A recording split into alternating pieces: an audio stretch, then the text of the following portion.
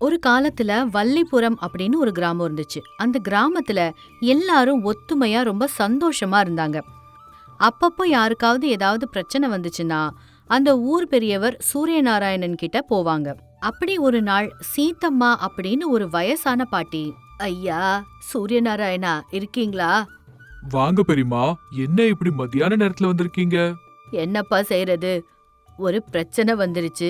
எனக்கு என்ன பண்றதுன்னு ஒண்ணும் புரியல. இந்த வயசுல உனக்கு என்ன பெரியமா பிரச்சனை? உடம்பெல்லாம் நல்லா தானே இருக்கு. என் ஆரோக்கியத்தை பத்தி அந்த ஆண்டவன் பாத்துக்குவான்பா. என் பயம் எல்லாம் என்னோட பையனை பத்தி தான் நாராயணா. உங்க பையன் உங்களை நல்லபடியா பாத்துக்கிறான் தானே பெரியமா? இப்போ என்ன ஆச்சு? என்னத்த பார்த்தான் போ. இப்பெல்லாம் அவன் என் பேச்ச கொஞ்சம் கூட கேக்குறதில்ல. என்னாச்சு பெரியமா? முன்னாடி நாங்க எங்க இடத்த வித்தோம் இல்லையா? ஆ, ஆமா. நல்ல விலைக்கு வித்தீங்க தானே. அதனால உங்களுக்கும் உங்க பையனுக்கும் கூட ரொம்ப சந்தோஷம் தானே. அப்பெல்லாம் சந்தோஷமா தான் இருந்துச்சு. ஆனா அதுக்கப்புறம் அந்த பணத்தை என் கையில அவன் தரல. அப்படியா? அப்ப என்ன பண்ணா அந்த பணத்தை? அதுதான் நாராயணா எனக்கும் தெரியல. இப்ப வரைக்கும் என்கிட்ட கேட்காம அவன் எதையுமே செஞ்சது கிடையாது. ஆனா இவ்ளோ பணம் கைக்கு வந்ததுக்கு அப்புறமா குறைஞ்சபட்சம் என்னைய பார்க்க கூட மாட்டேங்கிறான்பா. சரி, நீ கவலைப்படாத பெரியமா. அவனை கூப்பிட்டு நான் பேசுறேன். அதான் நாராயணா, குறைஞ்சது நீயாவது அவனை கூப்பிட்டு பேசுவியான்னு உன்கிட்ட வந்தேன்பா. சரி பெரியம்மா, நாளைக்கு உன் மகன்கிட்ட சொல்லி அவனை என்ன வந்து பார்க்க சொல்லு. சரிப்பா நாராயணா அப்படின்னு சொல்லி சீதம்மா அங்கிருந்து போயிட்டாங்க. அடுத்த நாள் காலையில சீதம்மாவோட பையன் வெங்கையா நாராயணனை பாக்குறதுக்கு வந்தான். மாமா, என்ன வர சொன்னீங்களாமே? ஆமாடா வெங்கையா, உன்கிட்ட கொஞ்சம் பேசணும். எதை பத்தி மாமா? முன்னாடி இடம் வித்த அந்த பணத்தை உங்க அம்மா கையில நீ குடுக்கலையாமே? ஆமா மாமா, நான் குடுக்கல. அப்போ அந்த பணத்தை என்னடா பண்ண? மாமா, அது அந்த பணத்துல என்னோட பழைய வீட்டை நான் சரி பண்ணிட்டு இருக்கேன். அதனாலதான் நான் அந்த பணத்தை குடுக்கல. அப்படியா? நல்ல விஷயம் தானேடா. அப்ப இந்த விஷயத்த பத்தி உங்க அம்மா கிட்ட நீ ஏன் சொல்லல? வீட்டு வேலை எல்லாம் முடிஞ்சதுக்கு அப்புறமா ஒரேடியா அம்மாவை கூட்டிட்டு போய் காட்டலான்னு நினைச்சேன் மாமா. ஐயோ, இப்ப பாரு, உங்க அம்மா அந்த பணத்தை நினைச்சும் உன்னை நினைச்சும் கவலைப்பட்டுட்டு இருக்காங்க. அப்படியா? அப்போ அம்மா என் மேல சந்தேகப்படுறாங்களா? அது சந்தேகம் இல்லடா. இவ்ளோ பணம் உன் கைக்கு வந்ததும் எங்க உன்னோட நடத்த மாறி போயிடுமோ அப்படின்னு ஒரு சின்ன பயம். சரி மாமா, அப்ப நான் வீட்டுக்கு போய் இந்த விஷயத்த எல்லாத்தையும் அம்மாட்ட சொல்லிடுறேன்.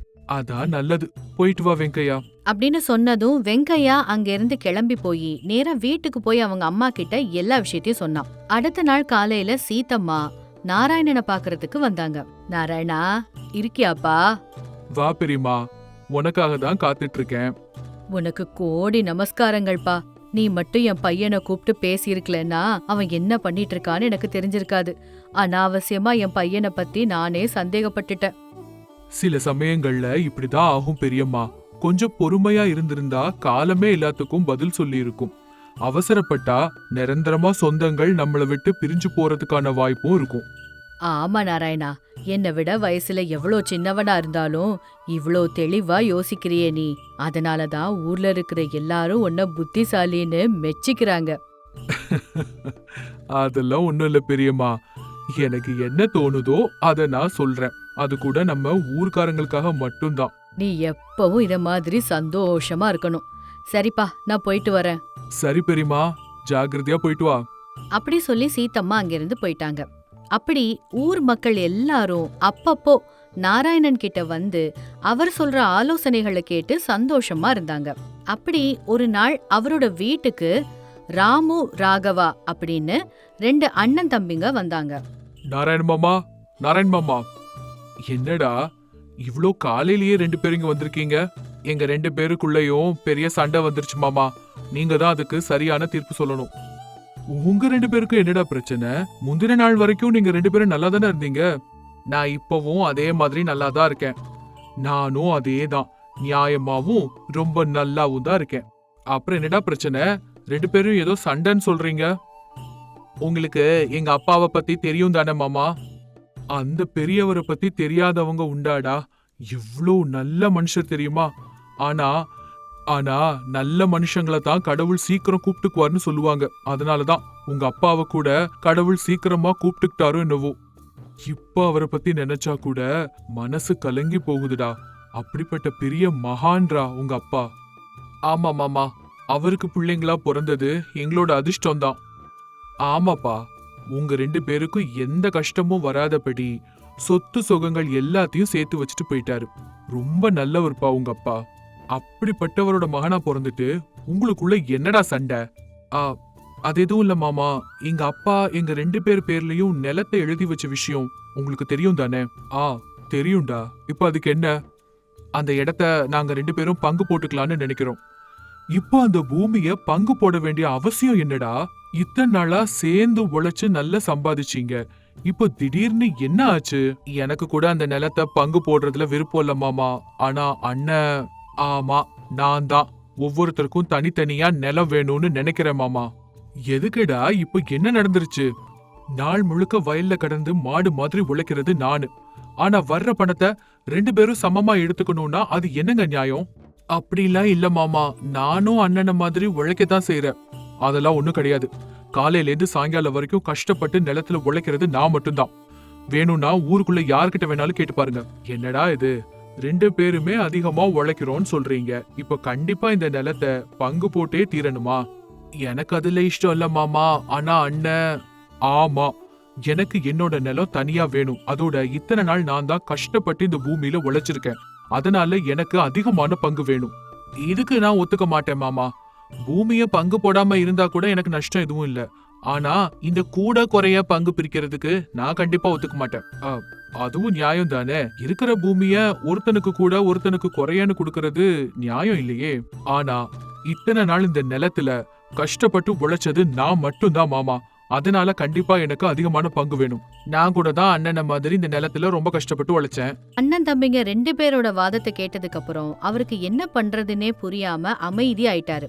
அப்புறமா யோசிச்சு ஒரு முடிவுக்கு வந்து அவங்க 2 பேர்கிட்டயும் இப்படி சொன்னாரு. சரிடா, 2 பேருமே அதிகமா உழைக்கிறேன்னு சொல்றீங்க. அதனால உங்க 2 பேருக்கு நான் ஒரு பரீட்சை வைக்கிறேன். அதுல யாரு ஜெயிக்கிறாங்களோ அவங்களுக்கு தான் அதிகமான பங்கு. சரிதானே? சரி மாமா, உங்க இஷ்டம். நான் கூட தயார்தான் மாமா. நான் உங்க நிலத்துக்கு நடுவுல ஒரு செடி நட்டு வைப்பேன். உங்க 2 பேர்ல யாராவது ஒருத்தர் அதுக்கு தண்ணி ஊத்தணும். இன்னொருத்தர் அதை பாதுகாத்து வளர்க்கணும். சரியா 1 வருஷம் கழிச்சு அந்த செடி எவ்வளவு பெருசாயிருக்குங்கிறத பொறுத்து உங்க 2 பேருக்கு எவ்வளவு பங்கு பிரிக்கிறது அப்படிங்கறத நான் முடிவு பண்ணுவேன். சரி மாமா. சரி மாமா. 1 நாள் 2 நாள் இல்ல, அந்த நாள்ல இருந்து 1 வருஷத்துக்கான ஒரு நீண்ட சோதனை காலம் ஆரம்பமாச்சு. கொஞ்ச நாட்கள் கழிச்சு, என்னடா ராமு, ராகவா, எப்படி போகுது உங்க 2 பேரோட பரீட்சை? நல்லா போயிட்டு இருக்கு மாமா. நான் தான் தினமும் காலையில 1 நாள் விடாம அந்த செடிக்கு தண்ணி ஊத்துறேன். நான் தான் அந்த செடியை சுத்தி இருக்கிற கிளைகள் எல்லாத்தையும் புடுங்கி அதை ஆடு திங்காம பாதுகாத்து வரேன். சரிடா, ஜாகிரதை, நல்லபடியா பாத்துக்கோங்க. சரி மாமா. சரிங்க மாமா. அன்னையில இருந்து 2 பேருமே அவங்களோட வேலையில கொஞ்சம் கூட சோம்பலாகாம அவங்க வேலையில மூழ்கி போயிட்டாங்க. இன்னும் கொஞ்ச நாட்கள் கழிச்சு அந்த செடி ஒரு பெரிய மரமா வளர்ந்து பூவும் இலைகளுமா அழகா இருந்துச்சு. ஊர் மக்கள் எல்லாரும் அந்த மரத்துக்கு கீழே படுத்து ஓய்வெடுக்க ஆரம்பிச்சாங்க. சரியா 1 வருஷம் கழிச்சு நாராயணன் அங்க வந்தாரு. ராமு, ராகவா, இந்த செடிய ரொம்ப பெரிய மரமா வளர்த்துட்டீங்கடா. சரி, இப்ப எங்களுக்கு யாருக்கு எவ்வளவு பங்கு கொடுக்கணும்னு நீங்க முடிவு பண்ணிட்டீங்களா மாமா? ஆமா ஆமா, எங்க நிலத்தை பங்கிடுறத பத்தி நீங்க சரியான முடிவு எடுத்திருப்பீங்கன்னு நம்புறேன். நீங்க 2 பேரும் சேர்ந்து உழைச்சதால இந்த மரம் இவ்வளவு பெருசா வளர்ந்துருக்கு. உங்கள யாராவது ஒருத்தர் மட்டும் உழைச்சிருந்தா இந்த மரம் இவ்வளோ அழகா வளர்ந்துருக்குமா? நீங்களே சொல்லுங்க. ஆமா மாமா. சரிதான் மாமா. செடிக்கு தண்ணி ஊத்துறது ரொம்ப முக்கியம். அதே போல அந்த செடிய ஆடுங்க எதுவும் தின்னாம காப்பாத்துறது முக்கியம். அதனாலதான் இந்த மரம் இன்னைக்கு இவ்ளோ பெருசா அழகா வளர்ந்துருக்கு. ஆமா மாமா. இப்போ உங்க 2 பேர்ல இதுல யாரு அதிகமா இங்க உழைச்சது? 2 பேருமே கஷ்டப்பட்டு உழைச்சிருக்கோம் மாமா. ஆமா மாமா, நாங்க 2 பேருமே இதுல கஷ்டப்பட்டு உழைச்சோம் தான். இந்த மரத்தை எப்படி 2 பேரும் சேர்ந்து ஒத்துமையா வளர்த்தீங்களோ அது மாதிரி மத்த வேலைகளிலும் நீங்க 2 பேரும் ஒத்துமையா உழைச்சீங்கன்னா முன்னேற்றங்கிறது சீக்கிரமா வரும். ஒரு குடும்பத்துல உழைப்பு, அறிவு 2மே இருந்தாதான் அந்த குடும்பம் முன்னேறி போகும். அதனால உங்க 2 பேருக்கும் சமமான பங்கு தான் தரணும். ராமு, ராகவா 2 பேருமே நாராயணன் சொன்ன தீர்ப்பை கேட்டு அமைதியா நின்னுட்டு இருந்தாங்க. எங்களுக்கு எந்த பங்கும் பிரிக்க வேண்டாம் மாமா. தம்பி அப்பவே வேண்டாம் தான் சொன்னான். நான் தான் பிடிவாதமா பிரிக்கணும்னு சொன்னேன். அப்ப என்ன செய்யணும்னு சொல்ற? நாங்க 2 பேரும் அண்ணன் தம்பிங்கிறதையும் மறந்துட்டு இந்த நிலத்துக்காக சண்டை போட ஆரம்பிச்சோம். உங்களோட தீர்ப்பால தான் இப்ப எங்களோட பந்தமும் வலுவாயிருக்கு. ஆமா மாமா, அதனாலதான் மாமா எங்களுக்கு பங்கு எதுவும் பிரிக்க வேண்டாம். நாங்க எப்பவும் போல பழையபடி ஒன்னா சேர்ந்தே விவசாயம் பண்றோம். நல்லதுடா, எனக்கு ரொம்ப ரொம்ப சந்தோஷமா இருக்கு. இப்போ உங்க அப்பா கூட ரொம்ப ரொம்ப சந்தோஷப்படுவாரு. இந்த உதவிய நாங்க எப்பவுமே மறக்க மாட்டோம் மாமா. நீங்க சொன்ன மாதிரியே இனிமே நடந்து காட்டுவோம் மாமா. நாங்க உங்களுக்கு ரொம்ப ரொம்ப கடமைப்பட்டிருக்கோம். ரொம்ப சந்தோஷம்டா. குடும்ப உறவுகளை நிலைநாட்டுறது சட்டத்தோட வேலை இல்ல, பரஸ்பர உதவியில அது நடக்கும். இதை எப்பவும் நினைவுல வச்சுக்கிட்டீங்கன்னா யாருக்குள்ளயும் எப்பவும் எந்த பிரிவும் வராது. சரி மாமா. சரிங்க மாமா. அந்த நாள்ல இருந்து 2 பேரும் ஒத்துமையா சேர்ந்து அவங்களோட நிலத்துல விவசாயம் பண்ணினாங்க. அது மட்டும் இல்ல, அந்த நாள்ல இருந்து வள்ளிபுரத்துல இந்த தீர்ப்பு நியாயத்துக்கு மட்டும் இல்ல, ஒத்துழைப்புக்கும் அன்புக்கும் அடையாளமா நிலைச்சு நின்னுச்சு. ஒரு காலத்துல ராஜாபுரம் அப்படிங்கிற ஒரு அழகான கிராமத்துல ராமையா சீத்தம்மாங்கிற கணவன் மனைவி விவசாயம் செஞ்சு வாழ்ந்துட்டு இருந்தாங்க. அவங்களுக்கு ஸ்ரீனு அப்படின்னு ஒரு பையன் இருந்தான். ஸ்ரீனுவை ரொம்ப கஷ்டப்பட்டு படிக்க வச்சாங்க. ஸ்ரீனு படிப்பெல்லாம் முடிச்சிட்டு வேலை கிடைக்கிற வரைக்கும் வீட்லயே காத்துக்கிட்டு இருந்தான். ஸ்ரீனு ரொம்ப நல்ல குணங்கள் கொண்டவன், ரொம்ப நேர்மையாவும் நியாயமாவும் வாழக்கூடியவன். சீதா, இந்த வருஷம் மழை சரியா இல்லாததால பயிர்கள் ஒழுங்கா விளையவே இல்ல. இந்த எதிர்பாராத வானிலையால எல்லா பயிர்களும் மொத்தமா நாசமாயிடுச்சு. இந்த வருஷம் நம்ம நிறைய கஷ்டங்கள் அனுபவிக்க வேண்டியிருக்கும்னு நினைக்கிறேன். ஆமாங்க, இந்த விவசாயத்தை நம்பிதான் நம்ம வாழ்க்கை ஓடுது. ஆனா இப்போ எல்லா பயிர்களும் நாசமா போச்சு. இனி எப்படி நம்ம நாட்களை தள்ள போறோமோ தெரியல அப்படின்னு ரொம்ப கவலையோட சொன்னா சீத்தம்மா. அந்த நேரம் ஸ்ரீனு அங்க வந்தான். அப்பா, நான் வெளியூருக்கு போய் எனக்கு ஏதாவது வேலை கிடைக்குதான்னு நான் பாக்குறேன். இந்த விவசாயம் இனிமே நமக்கு கை கொடுக்காது. இந்த கஷ்டத்துல இருந்து தப்பிக்க ஏதாவது வழி இருக்கான்னு நான் தேடி போறேன். ஸ்ரீனு, விவசாயத்தை பத்தி இப்படி அலட்சியமா எதுவும் பேசாதப்பா. என்னவோ இந்த வருஷம் பயிர்கள் சரியா விளையாம போயிடுச்சு. ஆனா அடுத்த வருஷம் நல்ல பயிர்கள் விளைச்சல் கொடுக்கலாம் இல்லையா? நமக்கு விவசாயம் தான்ப்பா வாழ்வாதாரம். நீங்க சொல்றது என்னவோ வாஸ்தவம் தான்ப்பா. ஆனா நானாவது ஒரு நல்ல வேலையா பாத்துக்கிட்டு நல்ல பேரு சம்பாதிச்சு திரும்பி வரேன்ப்பா. நீங்களும் வருஷம் முழுக்க கஷ்டப்பட்டு உழைக்கிறீங்க. ஆனா பாருங்கப்பா, இந்த விவசாயம் நமக்கு ஏமாற்றத்தை தான் தருது. சரி ஸ்ரீனு, உனக்கு மனசுக்கு எது பிடிச்சிருக்கோ அதை செய். நீ ஒரு நல்ல நிலைமைக்கு வந்தா அப்பாக்கு அதுதான் ரொம்ப சந்தோஷம். ஆனா இந்த வருஷம் பயிர் வைக்கிறதுக்காக நான் கொஞ்சம் கடன் வாங்கி இருந்தேன். அதை திருப்பி அடைக்கணும். ஒன்னு செய், நீ பக்கத்து ஊர்ல இருக்கிற என்னோட பழைய நண்பர் சிம்மையாவை போய் பாரு. சரிப்பா அப்படின்னு சொல்லி பக்கத்து ஊருக்கு கிளம்பி போனா ஸ்ரீனு. ஸ்ரீனு காட்டு வழியா நடந்து போயிட்டு இருக்கும்போது அவனோட வழியில ராஜமுத்திரை இருக்கிற ஒரு ஹாரம் கண்ணுல படுது. ஸ்ரீனு அந்த ஹாரத்தை கையில எடுத்து பார்த்தான். சுத்தி யாராவது இருக்காங்களான்னு திரும்பி திரும்பி பார்த்தான். இந்த ஹாரம் யாரோடதா இருக்கும் அப்படின்னு சுத்தி சுத்தி நடந்து பார்த்தான். ஆனா அங்க யாருமே இல்ல. சரின்னு அந்த ஹாரத்தை எடுத்துக்கிட்டு பக்கத்து ஊர்ல இருக்கிற சிம்மையா வீட்டுக்கு போனான். சிம்மையா ஸ்ரீனுவை பார்த்துட்டு இப்படி கேட்டாரு. தம்பி, யாருப்பா நீ? எங்க வீட்டுக்கு எதுக்கு வந்திருக்க? வணக்கங்க, நான் உங்க நண்பரான ராமையாவோட பையன். என் பேரு ஸ்ரீனு. எங்க அப்பா உங்களை வந்து பார்க்க சொல்லி சொன்னாரு. அப்படி நடந்தது எல்லாத்தையும் சொன்னான். அப்படியா? நீ என் நண்பன் ராமையாவோட பையனா? பாக்குறதுக்கு அப்படியே அவன மாதிரியே இருக்க. உன் வேலைக்காக நான் கூட முயற்சி பண்ணிட்டு தான் இருக்கேன். உங்க அப்பா முன்னாடியே இதை என்கிட்ட சொல்லியிருந்தாரு. சரி, நீ கை கால்லாம் கழுவிட்டு வா, முதல்ல நம்ம சாப்பிடலாம். இவங்க பேசுறத கேட்டுக்கிட்டு இருந்த சிம்மையாவோட மனைவி சாந்தம்மா அங்க வந்து, யாருங்க இந்த பையன்? நம்ம வீட்ல சாப்பிடுறதுக்காக கூப்பிடுறீங்க? இந்த பையன் இதுக்கு முன்னாடி நான் இங்க பார்த்ததே இல்லையே. இல்ல சாந்தாமணி, இது என்னோட பழைய சிநேகிதன் ராமையாவோட பையன். நம்ம பக்கத்து ஊரு தான். ஒரு சின்ன வேலைக்காக அவங்க அப்பா இவனை நம்ம வீட்டுக்கு அனுப்பியிருக்காரு. அப்படியா தம்பி? யார் எவர்னு தெரியாம ஏதோ கேட்டுட்டேன். கை கால்லாம் கழுவிட்டு வாங்க, சாப்பாடு சாப்பிடலாம். சரிங்கம்மா. அப்படி கை கால்லாம் கழுவிக்கிட்டு வீட்டுக்குள்ள வந்தான் ஸ்ரீனு. அவங்க 2 பேரும் சேர்ந்து பேசிக்கிட்டே சாப்பாடு சாப்பிட்டுக்கிட்டு இருந்தாங்க. அப்போ ஸ்ரீனு அவனுக்கு கிடைச்ச ஹாரத்தை எடுத்து காமிச்சு நடந்த எல்லா விஷயத்தையும் சொல்றான். சிம்மையாவும் அந்த ஹாரத்தை பார்த்தான். இது நம்ம ராஜாவுக்கு சொந்தமான ஹாரம் போல தெரியுதே அப்படின்னு சொன்னான். அப்படியா? இது ராஜாவோடதா? அப்படின்னா இத அவர்கிட்ட நம்ம திருப்பி கொடுத்துடலாம். என்ன அரண்மனைக்கு கூட்டிட்டு போங்க. ஸ்ரீனு, இந்த ஹாரம் உன் கையில கிடைச்ச விஷயம் வேற யாருக்குமே தெரியாது இல்லையா? அப்படின்னா இந்த ஹாரத்தை நீயே வச்சுக்கலாமே. இல்லங்க, அது ரொம்ப பெரிய தப்பு. நமக்கு சொந்தமில்லாத ஒரு பொருளுக்காக நம்ம எப்பவும் ஆசைப்படக்கூடாது. அதோட இது தொலைஞ்சு போச்சுன்னு நினைச்சு ராஜா கூட ரொம்ப வருத்தப்பட்டுட்டு இருப்பாரு. அதனால இத அவர்கிட்டயே கொண்டு போய் திருப்பி கொடுத்துடலாங்க. அந்த வார்த்தைகளை கேட்டு சிம்மையா ரொம்ப சந்தோஷப்பட்டு ஸ்ரீனுவையும் கூட்டிக்கிட்டு அரண்மனைக்கு போனாரு. அங்க ஸ்ரீனு அப்புறம் சிம்மையா 2 பேரும் ராஜாவை பார்த்தாங்க. ஸ்ரீனு சிம்மையா 2 பேரையுமே ராஜா பார்த்தாரு. சிம்மையாவை ஞாபகம் வச்சுக்கிட்டு, என்ன சிம்மையா, என்ன விசேஷம்? நானே உங்களுக்கு செய்தி சொல்லி உங்களை இங்க வரவழைக்கணும்னு தான் இருந்தேன். ஏதோ தெய்வாதீனமா நீயே என்ன பார்க்க இங்க வந்துட்ட. என்ன விஷயம் ஐயா?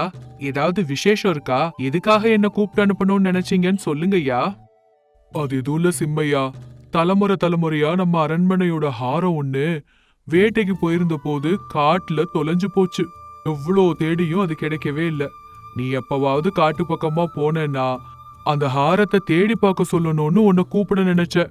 ஆனா சொல்லதான் மறந்துட்டேன். அது சரி, இப்போ இந்த பையன் யாரு? உன்னோட பையனா? என் பையன் இல்ல ராஜா, என் நண்பனுடைய பையன். இவனோட பேரு ஸ்ரீனு. ஆனா இப்போ உங்களுக்கு இவன் ரொம்ப ரொம்ப வேண்டப்பட்டவன்.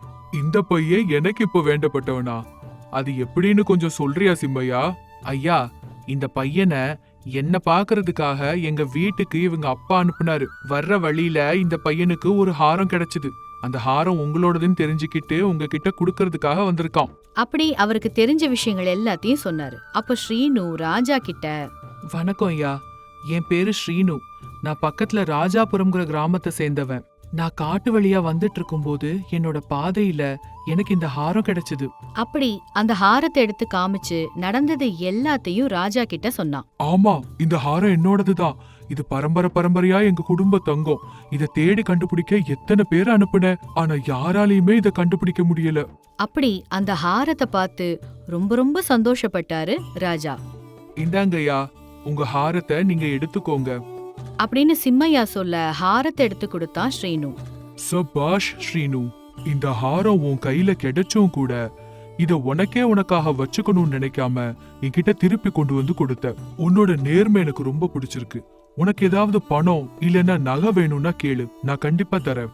ஐயா, இந்த ஹாரம் என்னோட சொந்த பணத்துல நான் சம்பாதிச்சு வாங்கினது கிடையாது. உங்க ஹாரம் எனக்கு வழியில கிடைச்சது. அத உங்ககிட்ட எடுத்துட்டு வந்து நான் நேர்மையோட திருப்பி கொடுத்துட்டேன். அதுக்காக எனக்கு பணம் நகை இதெல்லாம் எதுவும் வேண்டாங்க. என் குடும்பம் ரொம்ப ஏழை குடும்பம். இந்த ராஜ்யத்துல எங்கேயாவது எனக்கு ஒரு சின்ன வேலை வாங்கி கொடுங்க ஐயா அப்படின்னு கோரிக்கை வச்சான். அதுக்கு ராஜா, உன்ன மாதிரி நேர்மையான பையன் என் ராஜ்யத்துல இருக்கிறத விட எனக்கு வேற எதுவும் முக்கியம் இல்ல. உன்ன மாதிரி நேர்மையாவும் நியாயமாவும் இருக்கக்கூடியவங்க தான் என் பக்கத்துல இருக்கணும்னு நான் எப்பவுமே நினைப்பேன். இந்த இடத்துல வேற யாராவது இருந்திருந்தா கண்டிப்பா ஏதாவது பெருசா கேட்டிருப்பாங்க. ஆனா நீ ஒரு சின்ன வேலை தான் என்கிட்ட கேட்ட. அதனால கண்டிப்பா உனக்கு இந்த ராஜ்யத்துல நான் ஒரு வேலை ஏற்பாடு பண்ணி தரேன். அப்படி ஸ்ரீனுவ தன்னோட ராஜ்யத்துல கணக்கு வேலைகள் பாக்குறதுக்காக நியமிச்சாரு. ஸ்ரீனுவும் ரொம்ப சந்தோஷப்பட்டு ராஜா கிட்ட வேலைக்கு சேர்ந்துக்கிறான். ஸ்ரீனு தன்னோட புத்திசாலித்தனத்தினால ரொம்ப ஸ்ரத்தையா அவனோட எல்லா வேலையும் சரியா செஞ்சிட்டு இருந்தான். ராஜா கிட்ட கூட எல்லா கணக்குகளையும் சரியா ஒப்படைச்சான். அதனால ராஜாவுக்கு அவன் மேல ரொம்ப நம்பிக்கை உண்டாச்சு. அதுபோல ராஜாவும் எது பண்றதா இருந்தாலும் அவன்கிட்ட சொல்லிட்டு தான் செஞ்சாரு. ஸ்ரீனு, நான் பக்கத்து ஊருக்கு ஒரு சின்ன வேலை விஷயமா போறேன். ஒரு 2 நாளைக்கு நான் இங்க இருக்க மாட்டேன். இந்த ராஜ்யத்தை நீதான் பொறுப்பா பாத்துக்கணும் அப்படின்னு சொல்லிட்டு ராஜா அங்கேருந்து கிளம்பி பக்கத்து ஊருக்கு போயிட்டாரு.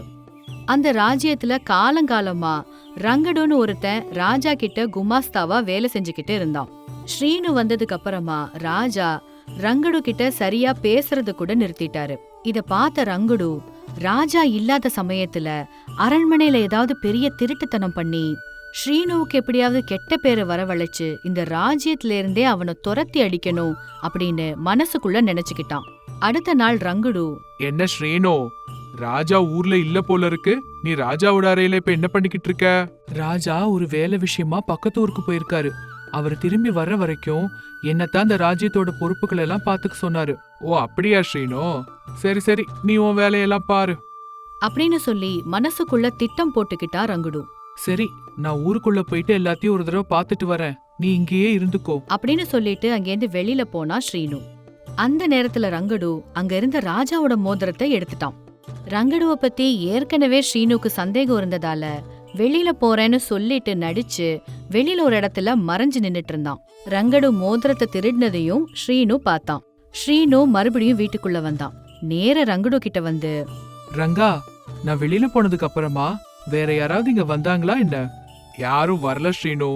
அப்ப பெட்டி மேல இருந்த ராஜாவோட மோதிரத்தை காணும். யாருமே வரலன்னா அப்ப அந்த மோதிரத்தை யார் எடுத்திருப்பாங்க? அப்படி கேட்ட உடனே ரங்கடுவோட முகத்துல பயம் தெரிய ஆரம்பிச்சது. கை கால்லாம் நடுங்க ஆரம்பிச்சது. எனக்கு தெரியாது ஸ்ரீனு. முன்னாடியே யாராவது வந்து அந்த மோதிரத்தை எடுத்துட்டாங்களோ என்னவோ. நான் போறதுக்கு முன்னாடி அந்த மோதிரம் மேஜ மேலதான் இருந்துச்சு. நீ ஏதாவது எடுத்தியா? ஸ்ரீனு, என்ன பார்த்தா திருட மாதிரி தெரியுதா உனக்கு? 4 நாள் முன்னாடி வந்துகிட்டு ராஜா கிட்ட என்னவோ ரொம்ப நல்ல பேர் வாங்கிட்டோன்னு ரொம்ப தான் தலக்கணா கூடி போச்சா உனக்கு? டேய் ரங்கா, எதுக்கு போய் சொல்ற? நான் வெளியில நின்னு பாத்துட்டு தான் இருந்தேன். நீ அந்த மோதிரத்தை யாருக்கும் தெரியாம திருடிக்கிட்டு வந்தத. ஒழுங்கா நீ செஞ்ச தப்பு என்னவோ அதை ஒத்துக்கோ. அப்படி இல்லைன்னா நானே உன்னை ராஜா கிட்ட கூட்டிட்டு போய் தூக்கு தண்டனை வாங்கி கொடுத்துருவேன், பாத்துக்கோ. அப்போ ரங்குடு வேகமா தலையசைச்சு, ஸ்ரீனு, என்ன மன்னிச்சிடு. உன்னை விட நல்ல பேரு சம்பாதிக்கணுங்கிறதுக்காக, பொறாமைனால ராஜா கிட்ட உனக்கு கெட்ட பேர் வாங்கி கொடுக்கணுங்கிறதுக்காக இந்த மாதிரி பண்ணிட்ட. இனி இந்த மாதிரி எப்பவுமே செய்ய மாட்டேன். அப்படி ஸ்ரீனுவோட கால்லயே விழுந்துட்டான். அப்போ ஸ்ரீனு, நம்ம எல்லாரையும் ராஜா ரொம்ப நம்பிக்கையோட இங்க வேலைக்கு வச்சிருக்காரு. நாம கண்டிப்பா அந்த நம்பிக்கையை காப்பாத்துறவங்களா இருக்கணும்.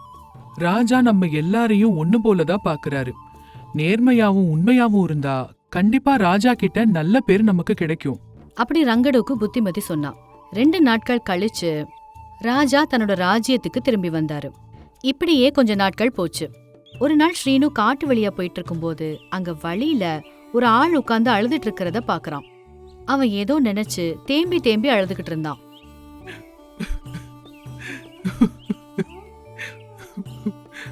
அத பார்த்த ஸ்ரீனு அவன் கிட்ட போய், என்னாச்சுங்க? எதுக்காக இப்படி அழுதுட்டு இருக்கீங்க? யார் நீங்க? என் பேரு ரமேஷ். எனக்கு பக்கத்து ஊரு. நாங்க ரொம்ப பாவப்பட்ட ஏழைங்க. தினம் தினம் எங்க வாழ்க்கையை நடத்துறதே போராட்டமா இருக்கு. நான் வேலைக்காக எங்கெல்லாமோ எவ்வளோலாமோ முயற்சி பண்ணினேன். ஆனா எனக்கு எங்கேயுமே ஒரு வேலை கூட கிடைக்கல. வீட்டுல என்னோட மனைவி குழந்தைகள்லாம் பசியோட எனக்காக காத்துட்டு இருப்பாங்க. அவங்களுக்கு சாப்பாடு வாங்குறதுக்காக கூட என்கிட்ட கொஞ்சம் கூட பணம் இல்லாம போயிடுச்சு அப்படின்னு ரொம்ப வருத்தப்பட்டுக்கிட்டே எல்லாம் சொன்னான். அப்போ ஸ்ரீனு, ஐயோ அப்படியா அப்படின்னு அவன்கிட்ட இருந்த கொஞ்சம் பணத்தை எடுத்து ரமேஷ்க்கு கொடுத்து, இந்தா, முதல்ல இந்த பணத்தை எடுத்துக்கிட்டு வீட்ல சாப்பாடு வாங்கி கொடு. அப்புறமா என் கூட வா. நான் உனக்கு ராஜா கிட்ட சொல்லி ஒரு நல்ல வேலையா வாங்கி தரேன் அப்படின்னு சொன்னான். அப்போ ரமேஷ், ரொம்ப நன்றி, நீங்க எனக்கு ரொம்ப பெரிய உதவி செஞ்சிருக்கீங்க அப்படின்னு சொல்லிட்டு வீட்ல பணத்தை கொடுத்துட்டு ஸ்ரீனு கூட சேர்ந்து ராஜாவை பாக்குறதுக்காக போனாங்க. வணக்கம் ராஜா, இவன் என்னோட சிநேகிதன், பேரு ரமேஷ். இவன் ரொம்ப ரொம்ப வறுமையில இருக்கான் ஐயா. தயவு செஞ்சு கொஞ்சம் பெரிய மனசு பண்ணி இவனுக்கு ஏதாவது வேலை போட்டு கொடுங்க ஐயா அப்படின்னு கேட்டுக்கிட்டான். சரி ஸ்ரீனு, அதுக்கு என்ன? நீ சொன்னதுக்காகவே இவனுக்கு இங்க நான் வேலை போட்டு கொடுக்கறேன் அப்படின்னு சொல்லி ரமேஷுக்கு ராஜ்யத்துல வேலை போட்டு கொடுத்தாரு ராஜா. அப்படி ஸ்ரீனுவும் ரமேஷும் கொஞ்ச காலத்திலேயே நல்ல சிநேகிதர்கள் ஆயிடுறாங்க. ஸ்ரீனு ராஜா கிட்ட ரொம்ப மரியாதையா நடந்துகிட்டான். ராஜாவும் ஸ்ரீனு கிட்டயே எல்லா வேலையும் ஒப்படைச்சாரு. ஸ்ரீனு எல்லா வேலையிலயும் தலைமையா இருக்கிறத பார்த்து ரமேஷுக்கு பொறாம வந்துச்சு. ஸ்ரீனுவை ஏதாவது செஞ்சு ராஜா முன்னாடி அவமானப்படுத்தணும்னு நினைச்சான். அந்த ஸ்தானத்தை அவன் எடுத்துக்கணும் அப்படின்னு நினைச்சான். இப்படி இருக்கும்போது ஒரு நாள் ராஜா ஸ்ரீனுவை கூப்பிட்டு, ஸ்ரீனு, நான் காட்டுக்கு போக வேண்டியதா இருக்கு. அதனால நீதான் ராஜ்யத்துல இருக்கிற பணம் நகையெல்லாம் பத்திரமா பாத்துக்கணும். யாரும் அதை திருடிட்டு போயிடாம பத்திரமா கவனிச்சுக்கோ. அதுதான் உன்னோட வேலை. உன்னை நம்பிதான் நான் அந்த பொறுப்பை விட்டுட்டு போறேன் அப்படின்னு சொல்லிட்டு ராஜா காட்டுக்கு கிளம்பி போயிடுறாரு. இதெல்லாம் கேட்டுட்டு இருந்த ரமேஷ் இதுதான் சரியான சமயம் நினைச்சு மெதுவா பின்னாடி வந்து ஸ்ரீனுவை அடிச்சு போட்டு ராஜ்யத்துல இருந்து தூரமா இருக்கிற ஒரு குகையில கொண்டு அவனை அடைச்சு வச்சுட்டான். ராஜா திரும்பி வர்றதுக்குள்ள ரமேஷ் அந்த அரண்மனையில இருந்த நகை எல்லாத்தையும் ஒரு ரகசிய இடத்துல கொண்டு போய் பதுக்கி வச்சான். அப்புறம் ரமேஷ் தனக்கு தானே கட்டு போட்டுக்கிட்டு ராஜா முன்னாடி வந்தான். மகாராஜா, நீங்க அந்த ஸ்ரீனுவ ரொம்ப நேர்மையானவன், நியாயமானவன் நினைச்சு பொறுப்பெல்லாம் அவன் கிட்ட கொடுத்தீங்க. ஆனா அவன் ரொம்ப பேராசைப்பட்டு இங்க இருந்த பணம் நகையெல்லாம் திருடிட்டு போனான். தடுக்க போன என்னையும் அடிச்சு போட்டுட்டான் அப்படின்னு சொன்னான். அதுக்கு ராஜா, ஸ்ரீனு இப்படி ஒரு வேலை செஞ்சான்னு சொன்னா கண்டிப்பா அதை நான் நம்பவே மாட்டேன் அப்படின்னு அவரு யோசிக்க ஆரம்பிச்சாரு. அந்த நேரத்துல ஸ்ரீனு தன்னோட உடம்பு முழுக்க காயங்களோட ரொம்ப பரிதாபமான நிலையில அங்க வந்து சேர்ந்தான். ராஜா, இந்த ரமேஷ் சொல்ற எதையுமே நம்பாதீங்க, இவன் தான் உண்மையான துரோகி. அப்படி நடந்தது எல்லாத்தையும் ராஜா கிட்ட சொன்னான். ரகசிய இடத்துல பதுக்கி வச்சிருந்த நகை பணம் எல்லாத்தையும் ராஜா கிட்ட கொண்டு வந்தான். என் கைய கால கட்டி என்ன குகையில அடைச்சு போட்டுட்டான். நானும் தப்பிக்கிறதுக்காக எவ்வளவோ முயற்சி பண்ணினேன். காப்பாத்துங்க காப்பாத்துங்கன்னு சத்தமா கூப்பிட்டு கூட பார்த்தேன். அப்படி ஸ்ரீனு ராஜா கிட்ட சொன்னான். அதை கேட்டு ராஜா ரொம்ப ரொம்ப கோவமா ரமேஷ சிறையில கொண்டு போய் அடைக்கணும் அப்படின்னு உத்தரவு போட்டு அவனுக்கு தண்டனை கொடுத்தாரு.